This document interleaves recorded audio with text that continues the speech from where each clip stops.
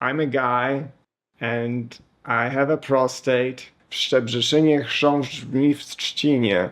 This is my Oscar acceptance speech. No. We got 50,000 subscribers, we're on to the season finale, and I'm going to answer your questions and talk about my diet, which is a question that was asked a lot. Hello, I'm Pavel. I'm an anthropologist and fitness YouTuber, and I have no business dispensing fitness advice, but I do it anyway. The question number 0 was the question about where is it that I'm at right now, and has been answered in the first episode of the season finale. Watch it if you haven't already. The answer is, by the way, spoiler, Taiwan. Anyway, let's get on with it, and here are your questions. Question 1 from Robin Hargrove. So, start the day with 3 minutes stretch, do Asian squats, then how much exercising should you do for the rest of the day? Well, personally, I try to go at least for 20 minutes of slow jogging in the morning, which is a good warm-up if I want to do something like a short sprint. If that's the only thing I do, that's alright too. However, I do recommend that you also sprinkle all sorts of other kinds of exercises that I showed on the channel, like the plank or the horse stance, whenever you have a bit of time during the day. Instead of mindless scrolling, I try to rearrange my wardrobe so that my socks and underwear are in the lowest drawer. So that helps me to drop into the Asian squat again. Do a horse stance, for example, while you wait for the kettle to boil. Also, if you take stairs instead of an elevator, it also counts as exercise. Another question by M. When will you be doing a joint video with my other favorite YouTuber, Hampton, from @hybridcalisthenics? Feel like there is a lot of simpatico there. Well, I have checked out his channel, and I must say I was impressed with the 4.2 million viewers that he has. So I don't think, subscribers. I don't think he's gonna be answering my calls anytime soon, but thank you so much for believing in me. We'll get there. Next question. From Peter. How can you gain weight in muscles? Relevant and also mostly ignored. Well, the answer to that question is, of course, take steroids and go to the gym. I'm sorry, I couldn't resist. Now, the answer for me has been isometrics, and I did them purely for strength. I've given up on muscle size and muscle gains, but it worked for that as well. So check out my videos on it. I've just made only 2 because isometrics is something that is never going to be trending on YouTube. It has the potential to end the entire fitness industry. You can find out more about it. I wrote an article on my website called Bruce Lee Was an ISO Cat, where I talk about it a little bit more. They are a big part of my program on Buy Me a Coffee for my Buy Me a Coffee members. And also remember, if you're building muscle, whether it's in the gym or with isometrics, is that you should remember to eat right and also get enough sleep. Question 4 by Raczyk, @Raczyk. Are you Polish? If so, when did you leave Poland and are you fully living from your YouTube income? Well, Przebrzeszenie chrząszcz mi w trzcinie, for those of you who aren't Polish. It was damn good. I left Poland when I was 16 years old. It's been a while. I lived in South Africa and in the States and in Australia and now in Taiwan. Am I living from my YouTube income? Not really.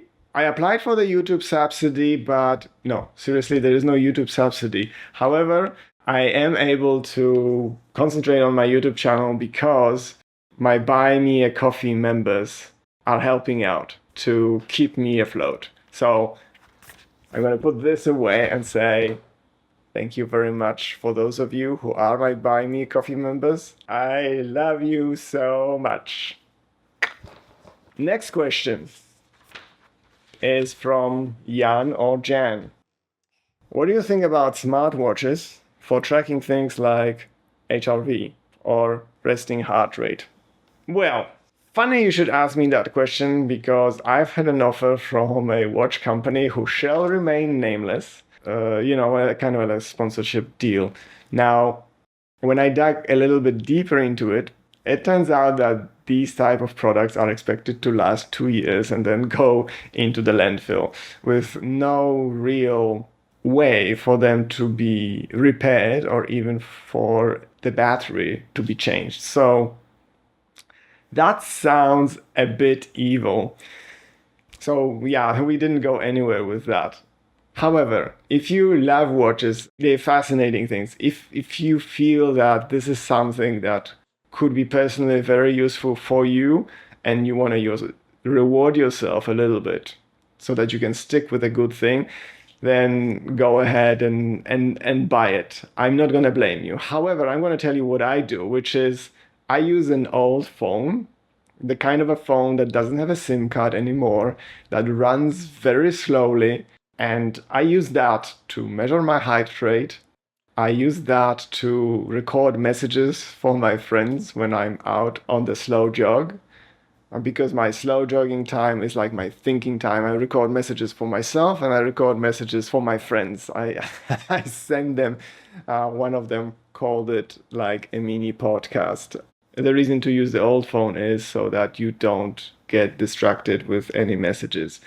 And I also listen to the Radio Taiso music on it. It also has the Tabata timer app. So everything you need, you can do using an old phone instead of buying a new watch, which is going to be an old watch and a piece of landfill in about 2 to 4 years' time at best. Anyway, next question by Amika. How can I lose lower body fat? Now, I don't know. The honest answer is I don't know. Obviously, diet and some consistent exercise, something like slow jogging that draws from the fat reserves, that's going to be helpful. But, it's about being the best version of yourself, not being the best version of anyone else. And the images that are pushed on us on the social media a lot of times are not something that we are genetically capable of achieving. And some people, in case of men, they achieve that using steroids and PEDs and God knows what else. Next question is from Mezzy Mac, who says, winter is here in Melbourne and my motivation to move has fallen over the edge. I would like to get your opinion on whether you notice women over 60 are not expected to be active, yet men seem to be encouraged to get into it. Oh my God. Yes. Sadly, I absolutely agree with you. You can see those guys out alpha mailing each other on those podcasts, and there is nothing remotely so encouraging for women out there. I'm going to tell you a short anecdote about societal programming. There was a bunch of experiments done on it. One of them was that you were told about the things that are associated with being old, like age and slowness and whatnot. And that was done very subliminally, subtly. And then people were asked to get a drink of water, and what the measure of the experiment was how fast they went to get that water. So people who listened to this kind of propaganda walked a few seconds slower. And on the other hand, the people who were taking on retreats where they would see on TV and be surrounded by newspapers with the programs and articles from the time when they were young, they moved visibly faster and felt visibly younger. I just wanted to say that you can say no to societal programming. It's super difficult, but possible. And sometimes you can go to another country where nobody has any expectations of you. I've heard about this Japanese woman who left Japan, came to Poland after she retired, and she said in Japan women are expected to dissolve into nothingness and disappear once they retire, and she didn't want to do that, and she came to Poland and set up a hotel in the mountains and lived a very different life. So I hope you're gonna find time and motivation to move during the winter in Melbourne, and that you're just gonna say no to society's bullshit. The last question from through his name. Very interesting and informative videos. Just curious, what does your diet consist of? Aha! I'm glad you asked, because now we're gonna move to my kitchen. Come on. All right. So I've been asked if I'm a vegetarian or what do I eat, and the answer to the vegetarian part is no, I'm not a vegetarian. I'm more of an omnivore. Being a vegetarian in Taiwan would be very difficult, and however, I do stay away mostly from red meat. I don't eat pork. I try not to make meat at home because it's a bit troublesome. So I substitute any kind of meat for mushrooms, which there is a lot of good mushrooms in Taiwan. And when it comes to the rest of the diet, I've gathered some of the things that I eat here, and I'm just going to talk about them very briefly. If there is something that you're particularly interested in, obviously comment below. Maybe if a lot of people ask about it, I'll make another video.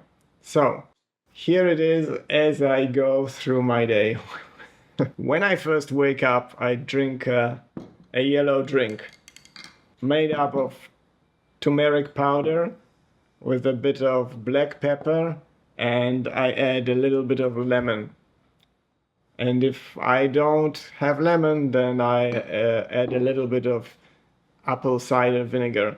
Turmeric is great for many things, including it's anti-inflammatory. So, you know, you feel thirsty in the morning and you want to drink water, so I just added this habit in. I drink the yellow drink with lemon or apple cider.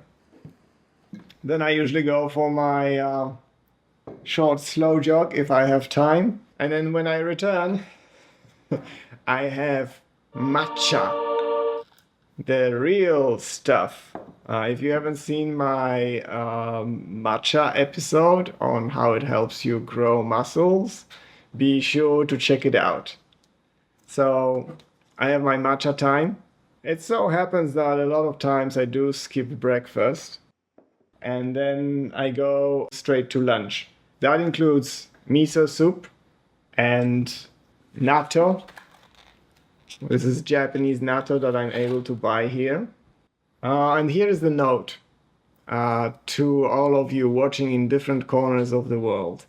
That is, my diet is very different depending on where I am. When I'm in Europe, I eat very differently. And I love Italian cuisine, and I eat a lot of things like olives and olive oil and pasta when I'm in Italy. So it all depends on where I am, because it's rather difficult to get your hands on natto in Europe. However, I'm looking into making natto for myself. Anyway, so come lunchtime, I usually have mushrooms and eggs. And the eggs, obviously, I try to buy the best stuff that I can. And the best stuff that I can buy used to be free range and fed with mushrooms. Some sort of magical mushrooms that I don't quite understand, but they were supposed to be very healthy and they tasted really, really good. Now I moved to another town. I'm able to buy pretty good eggs from hens fed with the mushrooms. They're pretty good, but I'm still looking for the ones that are going to be free range. I fry a bit of a tomato because I'm a guy and I have a prostate, and that is supposed to be helpful, so why not? I talked about salt in one of my episodes, and I use the pink Himalayan salt because that's just salt with so many other ingredients than just the pure chemical, which can be a bit of a problem. In terms of things that I can find in Taiwan, when I make dinner, and I don't make dinners very often during the summer because the kitchen becomes the killing zone, I use black rice or brown rice. Try not to use white rice too much. Black rice has a lot of these anthocyanic. Okay, I can't even pronounce it. The point is that the stuff that gives it the color, it's the same stuff that's in, for example, blueberries. So if I were in Europe, I'd be eating a lot of blueberries if I could get my hands on them. And here I have this. This is kimchi, Korean kimchi, or maybe it's Polish kimchi, because I happen to make this kimchi for myself, and I know I use the best ingredients because you use the special cabbage for kimchi. You cut it up, you add chili powder and crushed garlic with salt, and you add olive oil. Well, I use olive oil because I like good ingredients, and olive oil is not the original formulation. So I use olive oil for salads and sometimes for cooking at low temperatures. When something is cooking at higher temperatures, I use a rice oil because of its high smoking point. When it comes to things like pasta, and bread, I always try to pick things that are wholemeal if I can, just to help with, the blood sugar levels in your body. And speaking about differences between Taiwan and Europe, I cannot find here decent bread, so I just don't eat it. The bread here is terrible. It's full of sugar and it's pretty gross. So I don't eat it. I eat natto. I also make my own yogurt. I make it from powdered goat milk, and I make it myself. And the great thing about making yogurt yourself is that you, again, control the ingredients, and you can make it from goat milk powder, and you can use any cultures that you like. So you can use like a bought store yogurt as a starter culture, or you can use natto culture, which is something that I've been doing. And then, so I have two types of yogurt that I drink myself from two different cultures. One is natto, and the other one is from the probiotic pills I was taking a long time ago after my COVID-related unpleasantness, and just to try and get my intestinal flora back in shape. All right, we're almost clearing out the table now. Here are things that I use in moderation and supplements. This is honey. I try to get my hands on the best honey that I can, straight from the beekeeper, and this is a really good honey like that. And I have a bit of that and say a few walnuts, and it tastes really delicious, and there isn't really a bought dessert out there that can beat it. All right, we are now in the supplements area. I'm taking metformin. I'm just taking this because in Taiwan you can get it without prescription. Metformin is something that helps you regulate your blood sugar levels. So initially it was for people to help them control diabetes. However, it's been in use for a really long time, since after the Second World War. I might be getting some facts wrong, but the point is, it's been in use for a really long time, and on seeing the results of the research, they've realized that people with diabetes usually live shorter, than people without diabetes. However, when they were taking this drug, which is derived from some sort of plant in France, they realized that the people with diabetes taking metformin were actually living a few years longer than people without diabetes. So, okay, if it's here without a prescription, then why not? I'm taking sometimes magnesium as a supplement because I get jittery. I eat spirulina because I love the taste. Because I'm, some people would say, weird.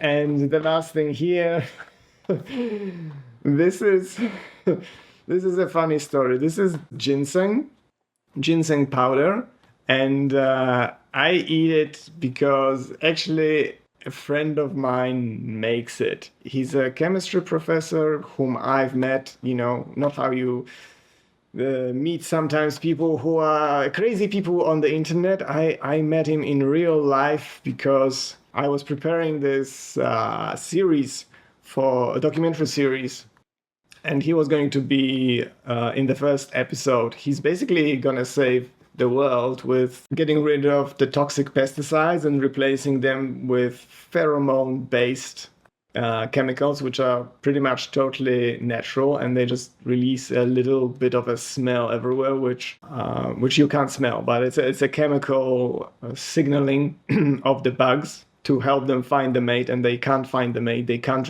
reproduce. So he gets organic, basically, fruit and veg. However, the project didn't fall through, but this is his side project. Yeah, I don't know if the blue ones are for boys and the brown ones are for girls, but he told me they contain the same thing. So yeah, it's like a coffee, a really good pick-me-up. Some people say it's got a very good effect on cognition and lots of other stuff. I mean, you can Google ginseng. So thank you very much for watching, and I see you again next time. Bye. This is Vance Not Fit Under 40. No, there's no such thing. I'm the editor of this channel, and you might have never noticed me before, but I was here, there, and there. Thank you for watching, and thank you for your love and support to this channel. That's giving me a job. And if there's anything about the production you want to ask, leave hi Vance in the comment section. I'll try to read all the comments. Bye.